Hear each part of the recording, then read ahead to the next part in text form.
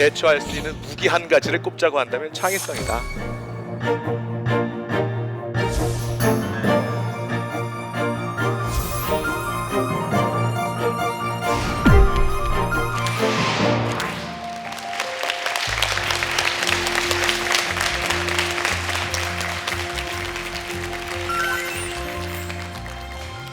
반갑습니다.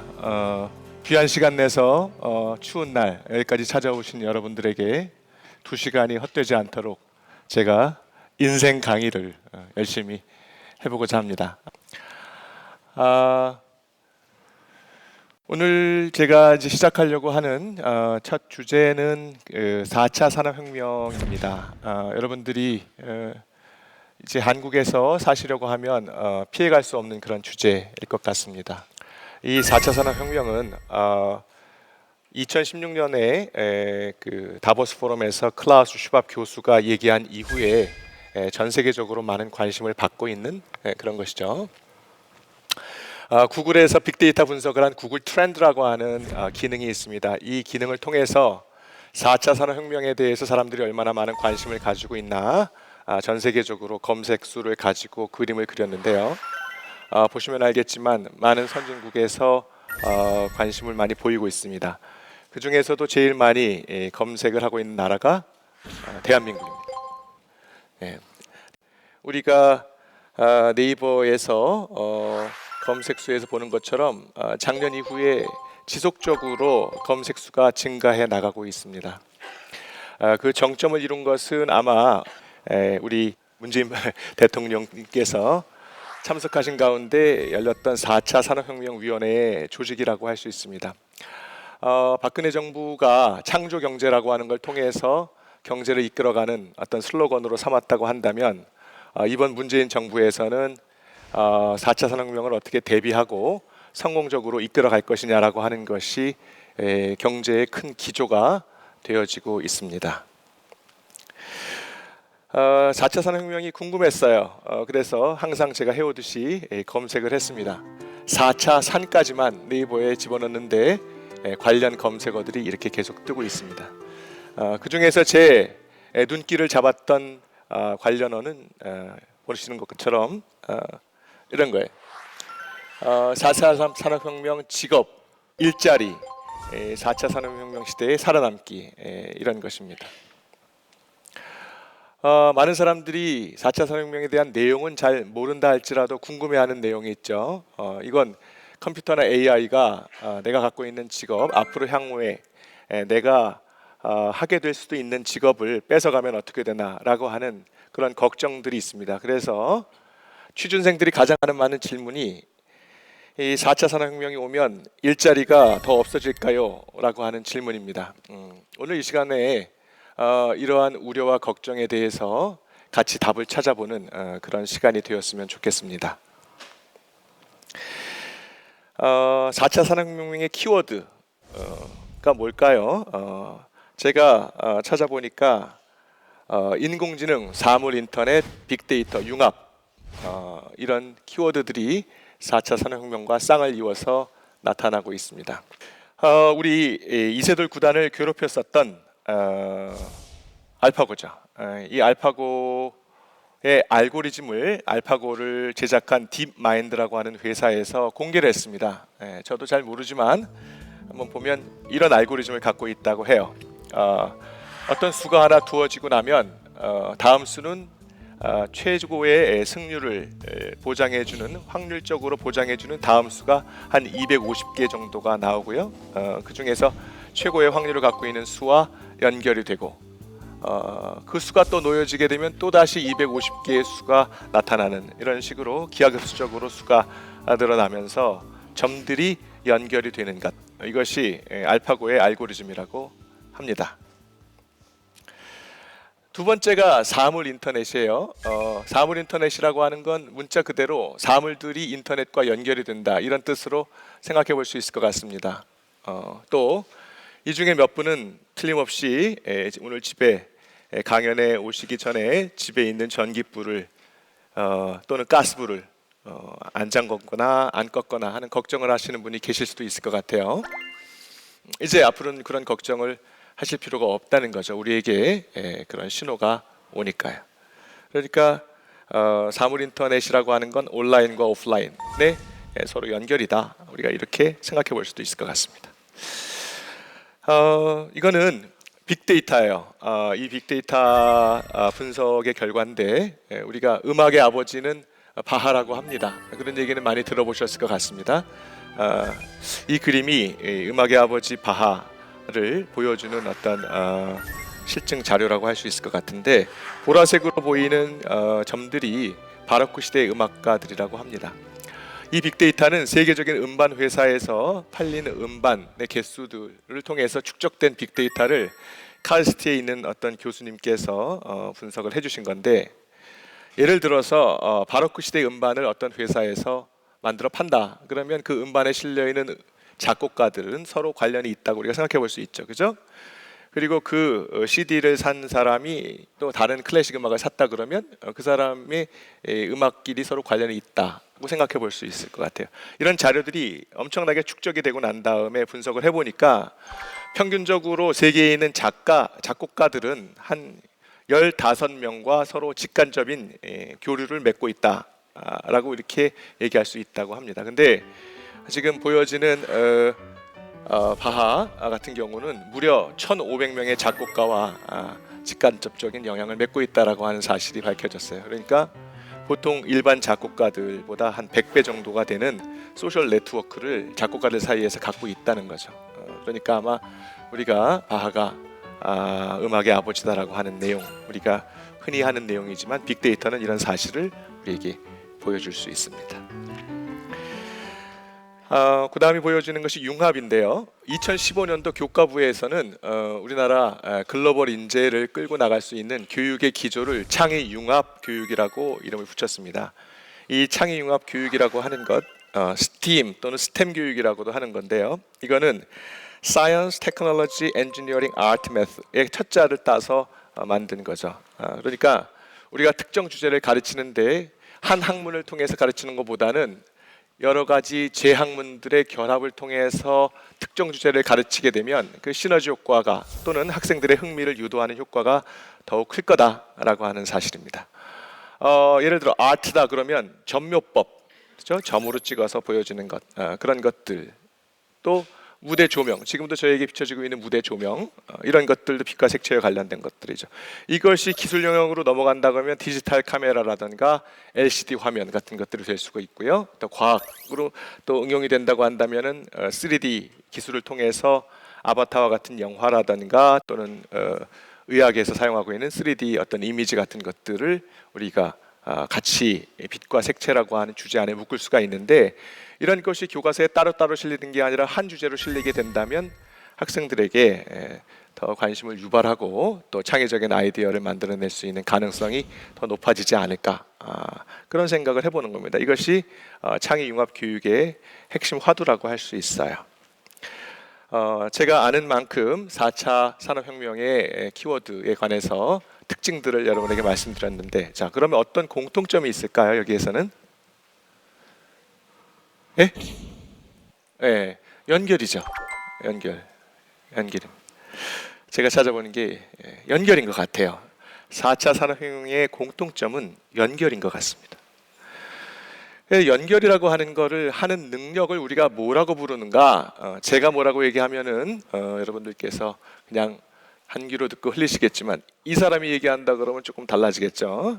이 사람이 뭐라고 얘기하냐면 딴딴딴은 사물을 연결하는 능력이다, 이렇게 얘기했어요. 이 물음표가 뭘까요? creativity예요. Creativity is just connecting things. 스티브 잡스가 한 얘기입니다. 창의성이라고 하는 것은 사물과 사물을 연결하는 거라고 볼 수 있어요. 물론 우리가 바늘과 실, 숟가락과 젓가락, 이런 연결은 그렇게 창의적이라고 하지는 않아요. 그러나 국가꽃을 보고 소쩍새와 연결을 시킨다 그러면 이건 좀 창의적이다, 우리가 얘기할 수 있는 거죠. 그래서 우리가 국화 옆에서 소쩍새, 국화를 피우기 위해 소쩍새가 봄부터 울었나 보다, 이 두 가지가 연결이 되고 있는 상황, 우리가 창의적이라고 합니다. 그래서 창의성의 정의는 굉장히 다양하지만 우리가 서로 관련이 되어 있지 않은 것처럼 보이는 두 가지 사물을 강제로 결합시키는 거다라고 우리가 정의를 내린다고 하면 창의성이라고 하는 것이 4차 산업혁명에 필요한 그러한 능력이다라고 하는 걸 우리가 한번 더 확인해 볼 수 있는 거죠. 4차 산업혁명의 특징이 공통점이 이 사물을 연결시키는 거라고 우리가 얘기를 하게 되면 그것을 할 수 있는 능력이 창의성이고, 그렇다고 한다면 앞으로 우리가 일자리에 대한 걱정을 할 때 창의성이라고 하는 능력을 내가 발휘하면 일자리에 대한 걱정은 좀 줄어들 수 있겠다라고 우리가 일단 한번 답을 내려볼 수도 있겠죠. 이런 유사한 연구가 하나가 더 있습니다. 이게 최근 들어서 여러분들 많이 보도되고 있는 연구 중에 하나가 컴퓨터나 AI가 우리 직업을 얼마나 뺏어갈 것이냐라고 하는 그런 질문들이에요. 이 연구를 한 사람이 옥스퍼드 대학의 마이클 오스본이라고 하는 그런 교수인데요. 지금 우리 지구상에 존재하고 있는 많은 직업들이 있는데 이 직업들이 AI나 컴퓨터에 의해서 대체될 수 있는 확률을 계산을 했어요. 이렇게 계산을 하고 결론을 내린 건 지구상에 있는 지금까지 우리의 존재하고 있는 많은 직업군들이 사라질 위기에 처해 있으나 두 가지의 능력을 갖고 있다고 한다면 그 능력이 활용되는 직업군은 사라질 확률이 그렇게 높지 않다라는 결론을 도달했습니다. 그 능력이라고 하는 건 첫 번째가 창의성이고요. 두 번째가 EQ라고 표현되어질 수 있는 정서지능이에요. 이 두 가지만 능력이 있으면 살아남을 수 있다는 거죠. 이 사람들이 재미있는 확률 계산을 했는데 먼저 창의성이라고 하는 걸 놓고 보게 되면 우리가 법원에 서기, 우리가 법원에서 재판이 일어날 때 그 내용을 적는 서기 같은 경우는 인공지능으로 머지않아 대체될 가능성은 거의 100%라는 겁니다. 그러나 패션 디자이너처럼 창의성을 요하는 그런 직업이 없어질 확률은 제로라고 하는 거예요. 또 사회적 지능 같은 경우 놓고 보게 되면 우리가 주방에서 접시를 닦는 것과 같은 그런 알바는 없어질 확률은 100%. 그러나 사람의 마음에 어필하고 사람의 마음을 움직이는 광고 홍보 이런 게 없어질 가능성은 제로. 그러니까 이 두 가지가 컴바인이 된다고 한다면, 연합이 된다고 한다면, 그런 능력이 있다고 한다면 4차 산업혁명이 오더라도 두려워할 게 없다는 거죠.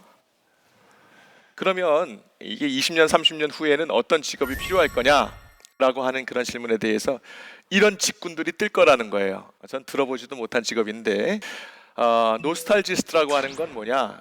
이거는 노스탈지아에서 아마 나온 말일 것 같습니다. 그러니까 지금 이제 사회가 점차적으로 고령화가 되고 어르신들께서 나중에 노년을 보내시는데 내가 우리 집을 내가 젊었을 때 내가 익숙했었던 내용으로 좀 꾸며줬으면 좋겠다. 예를 들어 나는 7080으로 꾸몄으면 좋겠다. 노래도 그런 노래가 나오고 뭐 그런 수요가 증가할 거라는 거예요. 그래서 이 노스탈지스트라고 하는 것은 그런 어르신들의 취향 저격을 할 수 있는 그런 인테리어를 하는 사람들을 일컫는다. 그러면 디자인을 잘해야 되니까 크리에이티비티가 필요로 하는 거고 어르신들의 마음을 잘 이해해 줄 수 있고 뭘 좋아하시는지 알아야 되니까 우리가 정서지능도 필요하고요. 그렇죠? 이런 직업군들이 향후에 뜬다는 겁니다. 로봇 카운셀러. 앞으로 AI나 로봇들이 되게 많아질 것 같은데 이제 로봇의 종류가 너무 다양해서 어떤 로봇이 필요한지 사람들이 궁금해할 거라는 거죠. 그러니까 맞춤형 로봇에 대해서 당신은 어떤 로봇이 필요할 거다라고 하는 걸 상담해주는 뭐 이런 직업군들, 이런 부분들이라고 생각할 수 있어요. 그래서 이 마이클 오스본이라고 하는 여러분들 제가 아는 얘기는 아마 인터넷에서 마이클 오스본을 찾아보면 굉장히 많이 인용되고 있는 연구인데요. 이 사람들의 결론은 그거예요. AI든 컴퓨터든 로봇이든 대처할 수 있는 무기 한 가지를 꼽자고 한다면 창의성이다 이겁니다. 그러니까 창의성이라고 하는 단어가 얼마 전부터 한국에 굉장히 많이 유행해서 지금은 조금 우리가 식상한 감이 없지 않지만 4차 산업혁명이라고 하는 개념이 들어오면서부터 오히려 더 존재가 부각되고 있다 이렇게 생각해 볼 수 있을 것 같습니다. 그런데 이런 얘기는 사실 새로운 얘기는 아니에요. 아인슈타인이 우리한테 했었던 얘기죠. 어떤 지식의 암기, 단순한 축적보다 더 중요한 것은 상상력이다. 이런 얘기를 아인슈타인이 우리에게 일찌감치 한 적이 있어요. 다시 우리가 그 가치와 중요성을 새삼스럽게 깨닫는구나. 우리는 이렇게 생각해 볼 수 있을 것 같습니다. 그렇다면 창의적 인간이 돼야 되겠는데 어떤 것이 창의적 인간인가 내가 궁금하다. 난 창의적 인간이 되고 싶은데 이렇게 생각하시는 분 계실 거예요.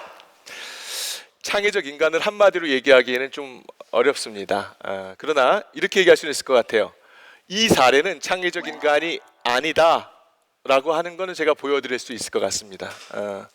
제가 최근에 봤던 사람 중에서 가장 창의적이지 않은 사람으로 보이는 어떤 이미지 유형 한 사람을 제가 소개를 시켜드린다고 한다면 그 사람 바로 아자왕이에요. 그래서 알파고의 명령에 따라서 바둑을 두고 있었던 아자왕. 이 사람은 로봇인지 인간인지 궁금하다 이거예요. 진짜로 그 TV를 보시던 지나가시던 아주머니께서 야 구글의 기술이 너무나 발전했구나. 저 알파고를 봐라 인간하고 똑같이 생겼잖아. 이렇게 얘기하시는 분도 계시는 거죠. 실제로 이 아자왕은 전문가입니다. 알파고를 만드는데 일조를 했었던 전문가예요. 그러나 TV에서 보여주는 화면에는 표정도 없고 아무런 것도 없고 그냥 두라고 하는 데다가 두고 있는 그런 알파고의 명령을 받는 로봇으로 뿐이 보이지 않았다. 난 이 사람을 창의적인 사람이라고 보기는 어렵다는 거죠. 그래서 여기서 좀 생뚱맞은 질문 하나 드릴까요? 나는 아자왕이랑 얼마나 비슷한가? 잠시만 생각해 보시고요. 나는 로봇인가? 나는 사람인가? 긍정심리학에서 창의적인 사람을 얘기할 때 크게 세 가지로 얘기할 수가 있는데 첫 번째로 제일 중요한 게 오센틱한 셀프가 된다. 이 말이 어려운데 제가 그냥 살았어요. 오센틱한 셀프. 오센틱한 셀프라고 하는 건 오리지널하다. 세상에 유일무이하다는 거예요. 그래서 제가 번역할 때 자주적인 사람이라면 좋겠다 생각했어요. 자기 스스로 주인이 되는 사람. 이런 사람을 긍정심리학에서 볼 때 창의적인 사람이라고 우리가 얘기할 수 있다는 것입니다.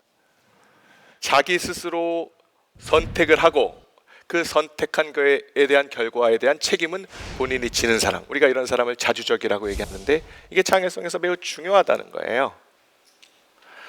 이 오리지널한 사람이라고 하는 이 어원은 오리진이라고 하는 말에서 나온 거죠. 그리고 오리진하고 같은 동의어가 제네시스라고 하는 말이 있습니다. 이 오리진을 사전을 찾으면 근원 이렇게 돼 있어요.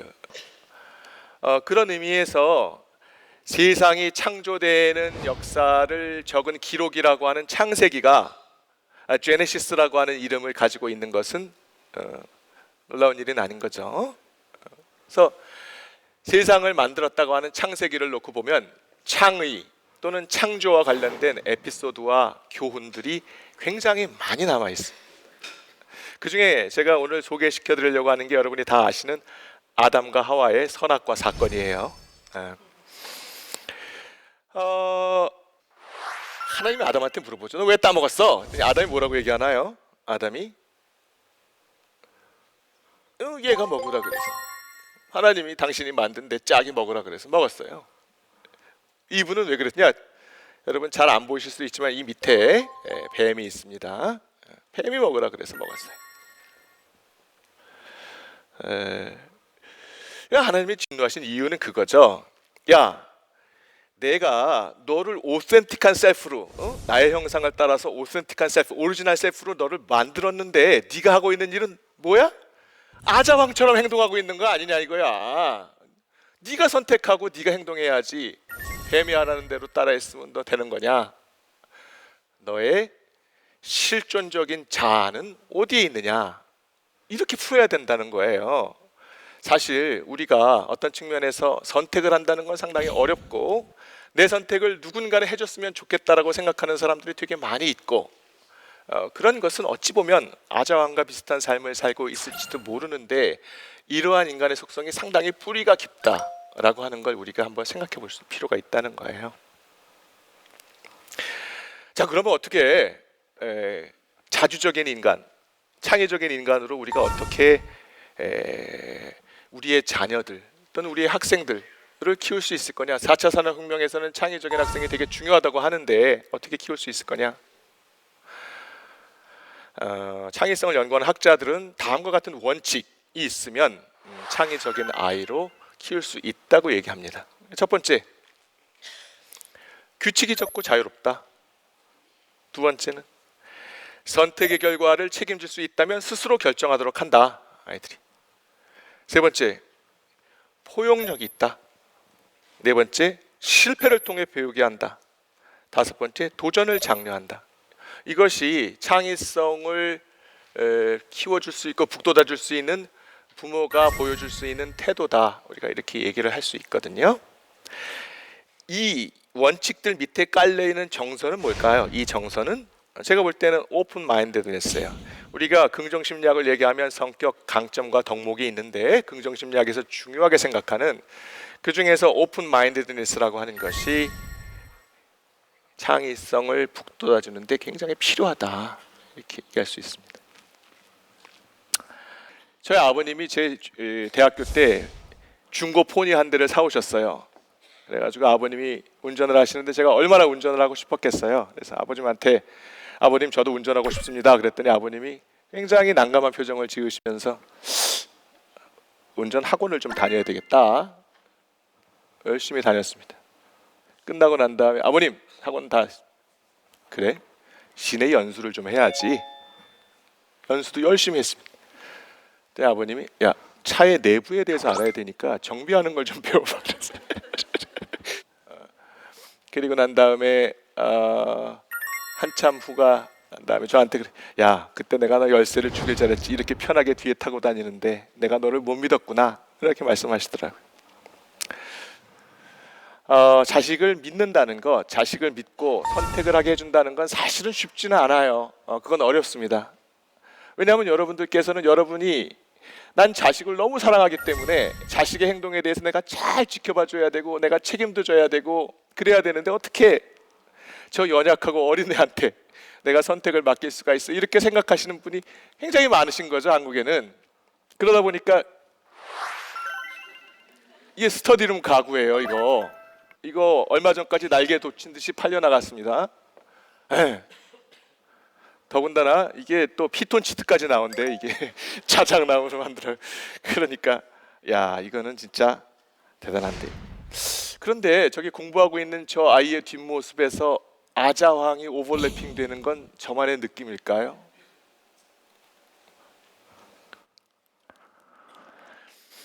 이렇게 말씀하십니다. 야, 너 더 많이 공부하고 수학 문제도 잘 풀고 암기도 잘하면 응? 너 좋은 대학 들어가고 돈도 많이 벌게 될 거야. 과연 그러냐 이거예요. 과연 그럴 거냐. 다른 방송 본부에서 찍었었던 다큐에서 강사분이 나와서 얘기합니다. 다음은 향후 곧 없어질 직종입니다 라고 얘기를 해요. 여러분 보세요. 흔히 여러분들이 자녀가 되기를 원하는 사자 돌림의 직업군들이 곧 사라질 직업이라고 하는 거예요. 이거 어떻게 할 겁니까? 우리가 나도 그렇게 배웠으니까 우리 아들도 그렇게 해야 돼. 지금 이런 직업군으로 들어가면 잘 살 수 있어. 그건 지금 현재 우리 시점에서의 얘기인 거지. 10년, 20년 이렇게 4차 산업혁명이 오고 있는 시대에서 앞으로 어떻게 될지는 우리가 모르는 거잖아요. 우리의 지금 현재의 관점으로 재단하고 있다는 게 과연 옳을 것인가 라는 생각을 한번 해봐야 되지 않겠느냐 하는 거예요. 여러분들의 눈에 자녀들은 다 영재로 보일 수도 있습니다. 제가 즐겨보는 프로예요. 영재 발굴단이라는 프로인데 제가 말씀드렸죠. 4차 산업혁명을 살아남으려면 창의성과 정서적 지능, EQ가 필요하다고 말씀을 드렸어요. EQ를 길러줄 수 있는, 정서를 키워줄 수 있는 가장 좋은 사람은 아빠와 엄마인데 이 영재발굴단 보면 제가 눈물이 납니다. 이 친구 엄마를 생각하면 눈물이 나. 수학을 풀고 있는 애가 이 노래를 들으면서 울고 있어요. 이 형제가. 이게 또 바둑 형제라고 나오는데 아빠는 나의 원수일 뿐이라는 거예요. 이거 어떻게 하면 좋아요? 나의 정서에 화수분이 돼야 하는 아빠 엄마가 왜 이렇게 된 것일까요? 불편한 얘기 조금 더 할게요. 시카고 대학의 칙센미아이 교수가 전 세계적으로 창의적인 사람 100명을 모아서 인터뷰를 했습니다. 그리고 굉장히 자세한 조사를 많이 했어요. 근데 전혀 생각하지도 못했던 사실이 나왔던데 그게 뭘까요? 5명 중에 1명 정도가 조실부모를 했다는 거예요. 엄마 아빠 중에 1명이 어렸을 때 돌아가셨다는 겁니다. 의존해야 될 대상이 없으니까 독립적으로 크려고 했었을 거고요. 통제와 명령이 없었기 때문에 자유로운 생각을 할 수 있었을 것 같아요. 물론 그렇게 될 때까지는 편부모의 지극정성 어린 어떤 지지도 있었고 사회적인 서포트도 굉장히 많았을 겁니다. 왜냐하면 그렇지 않은 사례도 많잖아요. 뭐를 의미하는 거냐? 사르트르가 아주 정점을 찍습니다. 아빠가 해줄 수 있는 가장 좋은 선물이 뭐냐? 사르트르가 일찍 사라지는 거다. 아버님들 지금 막 놀라시는데 생물학적인 존재를 얘기하는 게 아닙니다. 여기서 심리학적 의미로서의 아버지, 의존의 대상이거나 또는 나를 통제하거나 명령을 내렸었던 그런 권위의 대상으로서의 심리적인 영향을 빨리 없애주는 것이 그 아이가 오센틱한 셀프가 되는데 되게 중요하다라고 하는 얘기를 담고 있어요.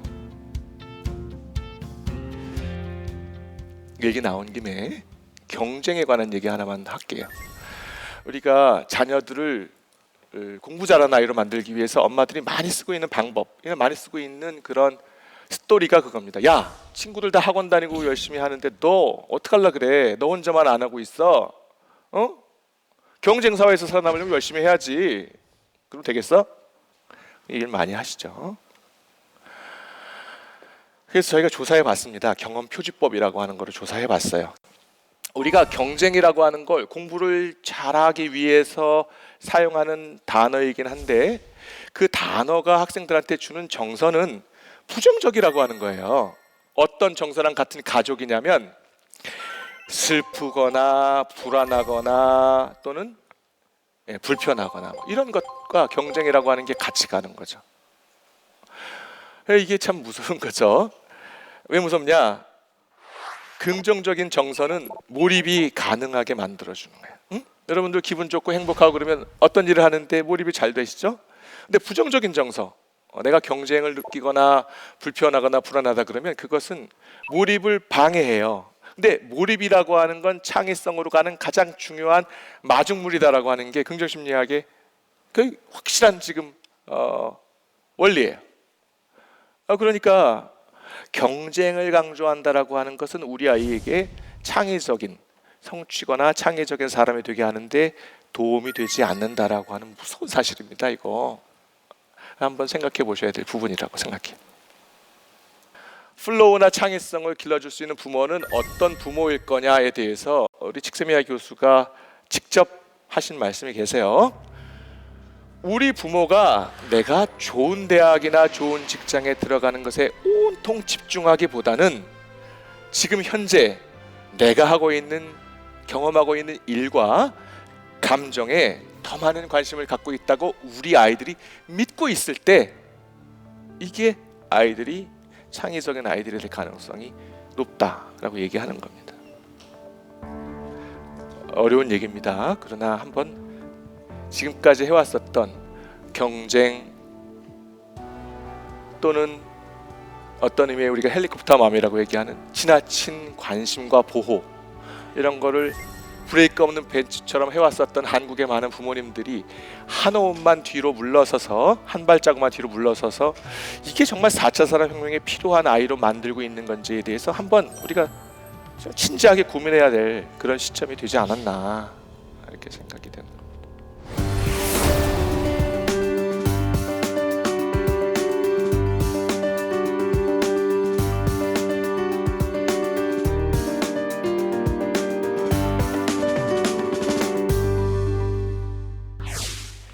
창의적 사람에 대한 얘기는 했는데요.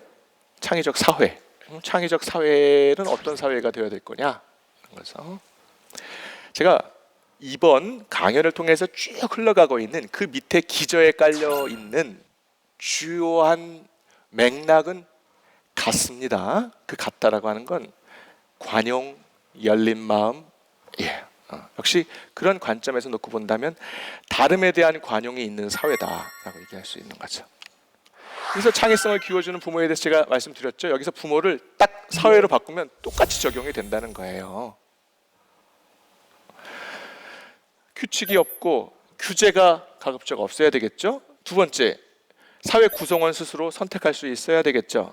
그 다음에 포용력도 있어야 되고요. 패자 부활전을 인정해줘. 한 번 실패한다고 끝나는 게 아니라 패자 부활전이 가능한 사회. 이런 사회가 창의적인 사회라고 우리가 할 수 있잖아요.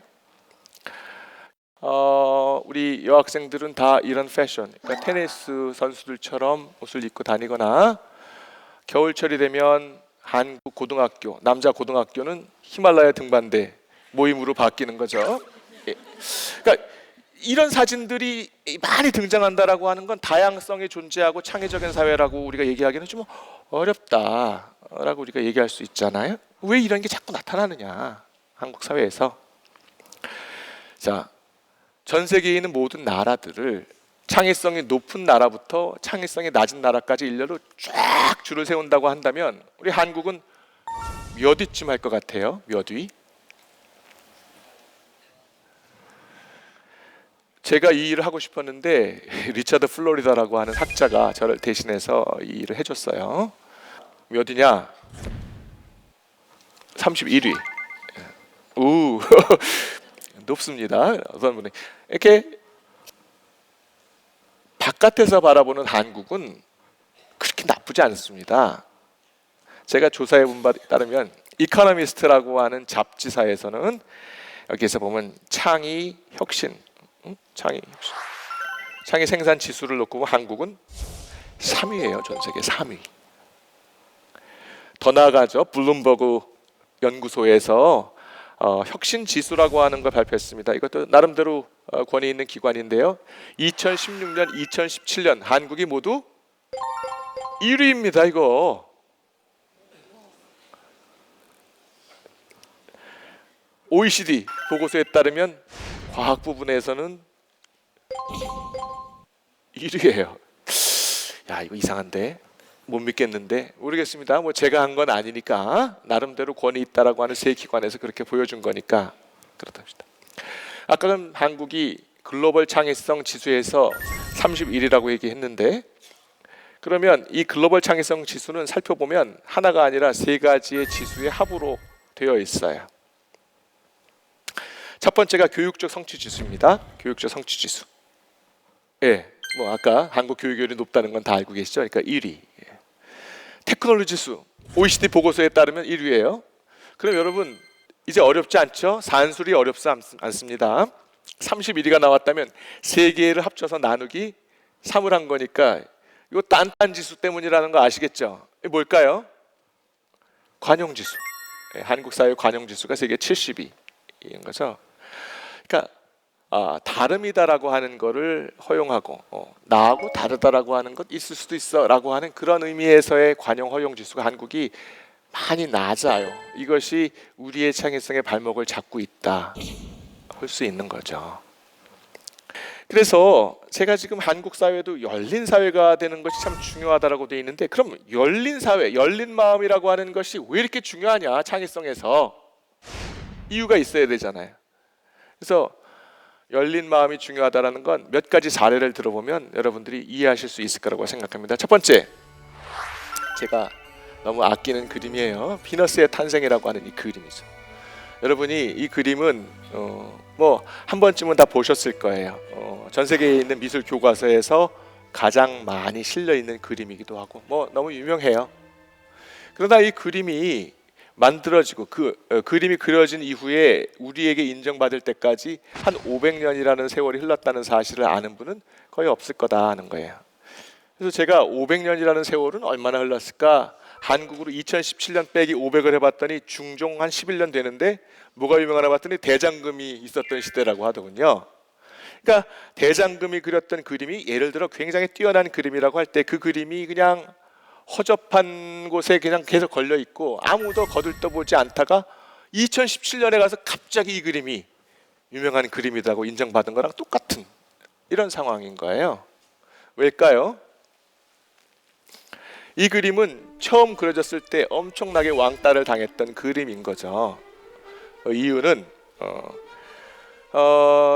이게 르네상스 시대에 보티첼리라고 하는 화가가 그림을 그렸는데 그 시대를 팽배했었던 기본적인 사조는 기독교가 팽배했었던 곳이죠. 그러니까 그때 이 모티브를 오른쪽에 있는 그림처럼 라파엘이 그린 그림처럼 마리아와 예수 뭐 이런 식의 소재가 대세를 이룰 때 이단이라고 할 수 있는 그리스 로마로부터 모티브를 따온 거죠.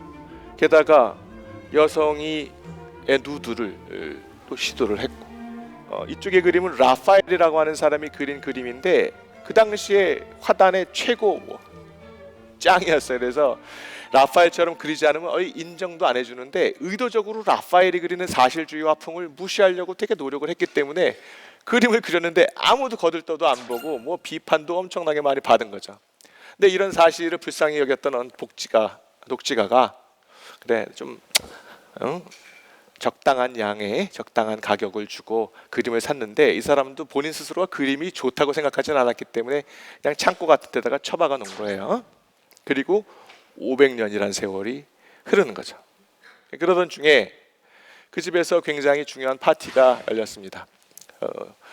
유럽에서 유명하다라고 하는 정재계의 모든 사람들이 다 모여서 그 집에 파티가 열렸고 그 파티에 참석했던 사람 중에 한 명이 러스킨이라고 하는 영국의 작가가 있었어요. 이 사람이 와인을 꺼내러 지하 창고에 들어가서 가다가 딱 하고 그림이 걸려서 보니까 그 보네스의 탄생이 있었던 거죠. 딱 보는 순간 이 사람 표현으로는 나의 심장이 멎는 줄 알았다. 어떻게 이렇게 멋진 그림이 여기 지금 먼지 쌓인 채로 있을 수 있냐. 이 사람이 그 통환을 하면서 글을 써가지고 영국 왕립협회에서 발간하는 문해비평지에다 글을 싣게 됩니다. 그리고 한 달도 안 돼서 그 그림을 보려는 사람이 장사진을 이루고 지금 전 세계에서 가장 유명한 그림이 된 거예요. 그러면 우리가 여기서 여러분한테 제가 드리는 질문은 그거죠. 우리가 이 보티첼리의 비너스의 탄생이라는 그림을 감상하게 되는 것은 이 그림을 그린 보티첼리 때문인 거냐, 아니면 이 그림의 가치를 발견한 러스킨 때문인 거냐라고 하는 거예요. 창의성은 남들과 똑같아서는 사람들이 창의적이라고 하지 않아요. 그래서 의도적으로 다른 사람이 하지 않은 일들이거나 여태까지 사람들이 보지 못했던 거거나 생각하지 못했던 다른 형태로 나오게 됩니다. 그런 다른 형태를 틀리다라고 우리가 생각을 한다고 한다면 우리 주변의 창의적인 산물은 나올 수가 없다 이거예요. 아마 여기 계신 분들 중에서 상당 부분은 사용할 수도 있었던 컴퓨터의 운영체계 도스예요. 도스에서 어떤 문서를 지우려고 하려면 DEL이라고 하는 거를 써야죠. 그죠? 그래서 하면 문서가 지워집니다. 뭐 이거 쓸만했어요. 그러나 어느 순간에 이런 게 나타나죠. 나타나가지고 문서를 잡아가지고 쓰레기통에만 집어넣으면 끝나는 셈이 되는 거죠.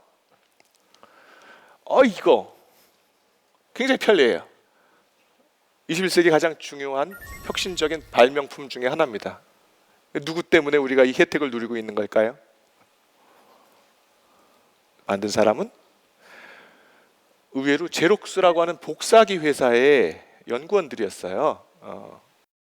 그때 몇십 년 전만 하더라도 제록스가 세계 굴지에 5위권 안에 드는 다국적 기업이었어요. 거기 돈이 너무나 많이 벌리니까 전 세계에 있는 소프트웨어 엔지니어 중에 뛰어난 사람을 다 불러 모아가지고 얘기합니다. 너 앞으로 1년을 줄 테니까 하고 싶은 거 마음대로 해봐.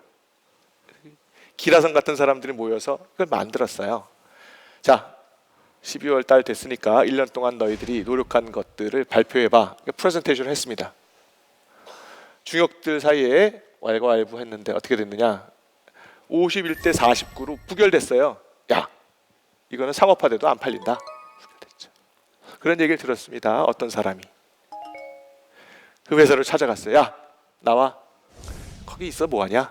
나랑 회사 하나 만들자. 그 사람은 스티브 잡스. 만든 컴퓨터는 맥킨토시, 애플 컴퓨터. 전 비싸서 사진 못했는데 저희 지도 교수님이 갖고 계셨던 컴퓨터에 이렇게 돼 있었어요. 이게 쓰레기통이에요. 그때부터 지금 우리가 사용하고 있는 휴지통 개념도 나오고 지금 그래픽 유저 인터페이스라고 하는 윈도우 체계 같은 게 이미 형성이 되어 있었습니다. 똑같은 질문이죠. 누구 때문에 우리가 윈도우라고 하는 유용한 컴퓨터 운영 체계를 갖게 된 거냐? 제록스에서 연구원이냐? 스티브 잡스냐? 똑같은 질문.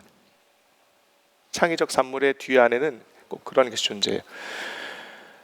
다른 건 틀린 게 아니다라고 생각하는 사람, 그런 열린 평가자가 되게 중요합니다. 한국 사회에도 마찬가지. 서태지가 처음 나왔을 때 제가 얘기는 하지 않겠지만 한번 검색해 보세요. 아주 혹독한 비판을 받았어요. 아버님들께서 소장품으로 갖고 계셨을 듯한 레이저폰입니다. 그렇죠? 이거 비싸고 굉장히 고급스러웠어요. 1억 3천만 대가 팔린 전 세계적으로 유명한 폰인데 이걸 만든 사람이 서태식이라고 하는 사람을 아는 사람은 거의 없어요. 이 서태식이라고 하는 사람은 핸드폰을 만들었을 때 초기 핸드폰은 이렇게 컸습니다. 이 정도예요. 영어로는 브릭, 벽돌이라고도 표현했어요. 그러다가 점점 얇아지는데 이 사람이 봤을 때는 야, 이거 너무 두껍다. 얇게 하면 승부가 있을 거다라고 생각해서 이 사람이 시제품을 만들었어요. 이 사람은 원래 고급 시계 OEM으로 생산하는 사람인데 고급 시계는 얇잖아요. 그거는 뛰어난 기술을 갖고 있었. 그래서 저렇게 두꺼웠던 핸드폰을 얇게 만들어서 우리나라의 굴지의 핸드폰 업체 2곳을 찾아갔는데 어떤 일이 발생했을까요? 사자성어로 문전박대였어요. 그래서 이 사람이 혹시나 해서 그 시제품을 만드는 레퍼런스 모델을 가지고 미국에 있는 M사에다가 모토로라고 얘기할게요. 모토로라에 보냈더니 회장단이 전세기를 타고 한국에 급거 도착해서 계약을 맺었고 1억 3천만 대가 팔린 거죠. 그러니까 이런 일들은 계속해서 한국에서 벌어지고 있습니다. 앤디 루빈, 안드로이드의 아버지죠. 안드로이드사를 구글이 사기 전에 이 안드로이드를 만든 사람은 한국의 굴지의 핸드폰 제조업체를 찾아와서 우리가 오퍼를 했는데 역시 그렇게 융숭한 대접을 받지 못했다라고 하는 사실이 있습니다. 이렇게 다르고 혁신적이고 창의적인 아이디어들이 많이 존재함에도 불구하고 한국 사회는 그런 것들을 쉽게 받아들이는 데 있어서 약간 인색해 왔다. 그래서 제가 오늘 던지는 메시지 중에 하나는 그거예요. 한국 사회에 많은 분들이 이렇게 생각하시죠. 야, 우리나라는 스티브 잡스나 보티첼리나 제록스에서 연구원 같은 사람 키워야 돼. 교육제도가 그렇게 바뀌어야 돼. 그렇게 주장하시는 분들 되게 많으실 텐데 실제로 우리 주변에 많이 있어요. 그런 사람들을 우리가 받아주고 인정해줄 수 있는 러스킨이라든가 스티브 잡스나 이런 사람들이 한국에는 그렇게 많지는 않다는 거죠. 그런 걸 우리가 좀 생각을 해봐야 될 거다.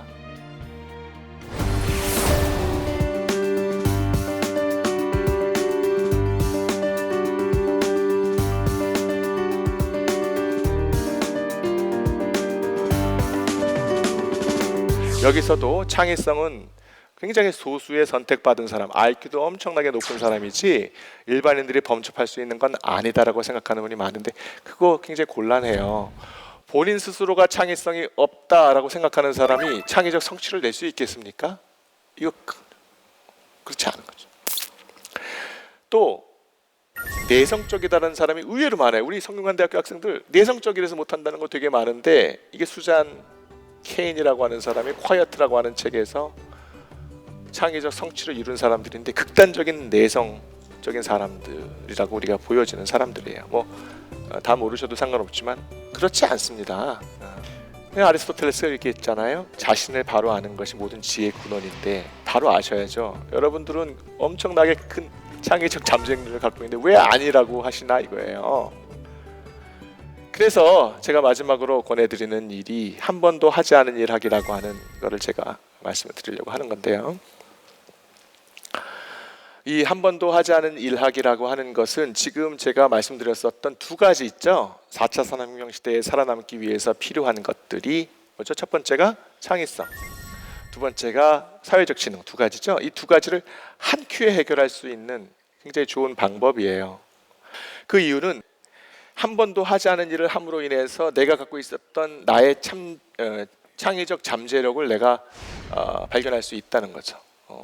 어렸을 때 하고 싶었는데 못했던 거 되게 많아요. 우리 학생들도 보면 피아노 치고 싶었는데 안 되고 무용하고 싶었는데 안.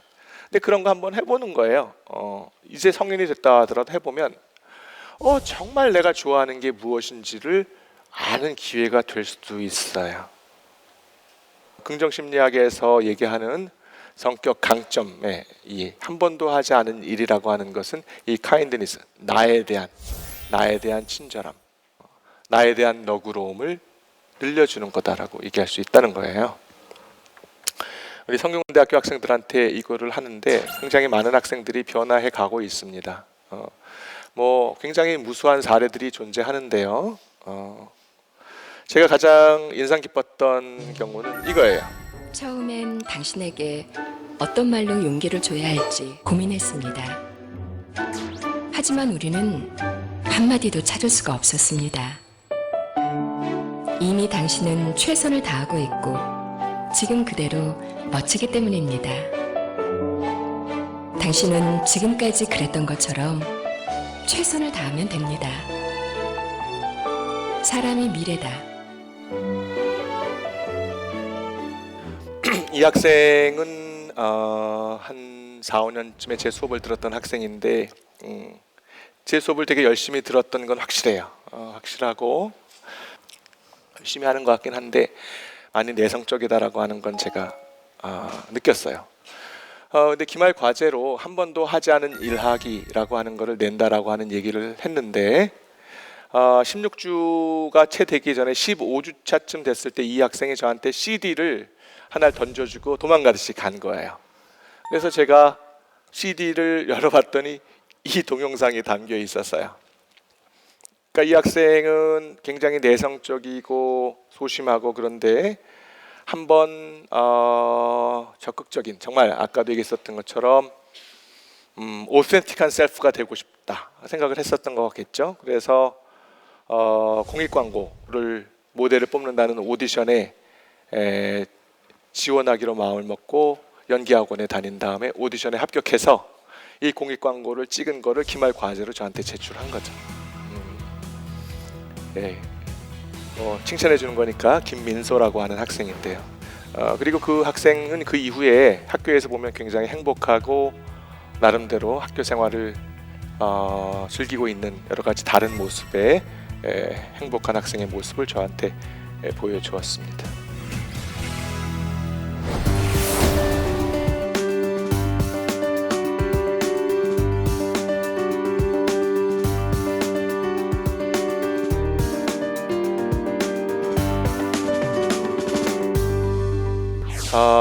창의적인 사람, 우리가 창의적인 사람은 어떤 사람이냐라고 할 때 오늘 강의를 듣기 이전에 선생님들께서 생각하시는 많은 경우에 창의적인 사람의 모습은 이런 거예요. 새롭고 유용한 산물을 만들어내는 사람이라는 거죠. 그러니까 경제적으로 이득이 돼야 된다는 관점이죠. 그러나 창의적인 사람의 정의에는 또 하나의 어마어마한 정의가 남아 있습니다. 그 정의는 뭐냐면 자아실현적 의미에서의 정의예요. 이때의 창의적인 사람은 자신이 갖고 있는 잠재적 능력을 최대한 발휘하는 사람이라고 하는 정의죠. 에릭 프롬의 자유로부터의 도피인데요. 우리가 지금 오세틱한 셀프가 됐다. 정말 노력해서 자주적인 사람이 되었다라고 했을 때 이제 우리에게 주어진 자유를 어떻게 써야 될 거냐라고 하는 문제가 남게 되는 거예요. 아빠 엄마가 나한테 자유를 줬어. 선택할 수 있게 이제 네가 해봐. 너 컸으니까. 어떻게 해야 될까요? 에릭 프롬의 자유로의 도피라는 책에서는 자유는 두 가지 종류의 자유가 있다고 얘기하는 거죠. 하나는 성숙한 자유가 있고 하나는 성숙하지 못한 자유가 있다는 거예요. 자유면 자유지 뭐 성숙한 자유가 어디 있어? 근데 잘 생각해 보세요. 홀로서기가 가능하냐 너는? 자유가 주어졌는데 너 홀로 설 수 있어? 그리고 선택에 대한 책임감도 줄 수 있어? 너 책임은? 아자왕이 아니라 스스로 서는 독자적인 인간이야? 아니면 아직 난 준비가 안 됐는데 그냥 거저 주어졌어?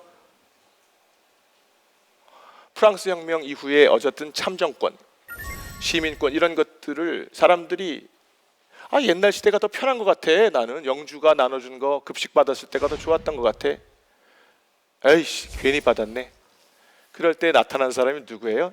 에릭 프롬에 따르면 파시즘이나 나치즘이 그때 나와서 야 나만 따르면 다 해결해 줄게라고 하는 히틀러나 무솔리니의 사람들이 내가게 주어진 자유를 그 사람한테 다 줬다는 거 아니에요? 그런 결과로 2차 대전이 났다는 것이 에릭 프롬의 분석인 거죠. 그러니까 우리가 선택을 할 수 있다면 내가 책임져 줄 수 있는 성숙한 자유가 될 수 있는 훈련도 필요하다는 거예요. 우리 자식에게도 그런 훈련을 하는 것이 되게 중요하다는 거죠. 그래야지 책임으로부터 회피하지 않고 권위주의에만 의존하는 게 아니라 나아가 내가 내 삶의 주체가 돼서 선택과 책임을 할 수 있는 오센틱한 셀프로 갈 수 있다는 겁니다. 결론은 그런 거죠. 여러분들이 이 오센틱한 셀프, 그러니까 자주적인 그런 셀프를 위해서 우리가 또 노력을 해야 될 부분이 있고 또 나에게 자유가 주어진다면 그 자유를 성숙하게 활용도 해야 될 수 있을 거예요. 해야 될 것 같기도 하고. 그래서 내가 창의적인 사람이 된다고 한다면 세상에 4차가 아니라 5차, 6차가 오더라도 그게 두려워할 건 없지 않을까 그런 생각을 해봤습니다. 여러분들에게 건강하고 행복한 창의성이 항상 함께 하시기를 바라겠습니다. 감사합니다.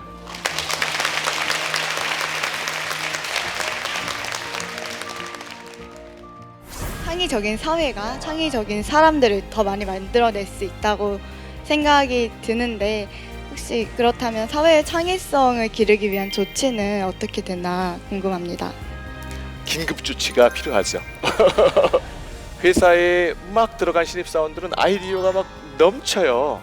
그런 아이디어를 가지고 사내 제한 제도를 해서 아이디어가 쭉 올라가다 보면 쭉 가다가 병목 현상이 나타나게 됩니다. 아이디어를 많이 내는 신입사원이 아무리 많다 그래도 중견 간부 이상이 그 아이디어를 딱 막으면 아무것도 안 된다. 이런 분들이 조금 더 다름에 대한 너그러움을 갖게 되는 것이 지금 사회의 오피니언 리더들께서 이 메시지를 좀 잘 받아주셨으면 좋겠다는 생각을 갖게 됩니다.